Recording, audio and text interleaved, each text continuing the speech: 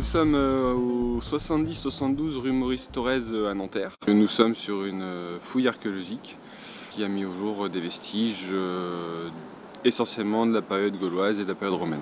Là, on a décapé à peu près 560 mètres carrés. On a trouvé une batterie de silos. Donc, des silos, c'est des structures qui permettaient de stocker les grains des récoltes. Donc, toutes les moissons, on les stockait dans des silos pour les conserver.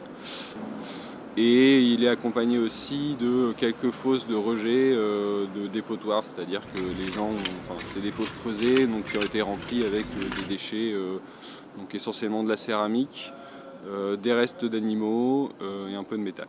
Et la troisième phase correspond en fait à ce que vous avez derrière moi, qui est une cave antique, qui elle pour le coup est plutôt ce qu'on appelle le Haut Empire, donc à partir du 1er siècle jusqu'au 2e, 3e siècle. Il ne reste que la partie excavée, mais là elle est plutôt très bien conservée, parce qu'on a quand même quasiment 2,20 m d'élévation.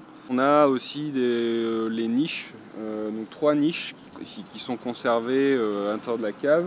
Un système de stockage, en fait c'est une évolution du silo gaulois, le silo gaulois est juste un trou qu'on fait dans le sol où on stocke des graines. Là on les stocke dans des caves et dans des contenants en céramique.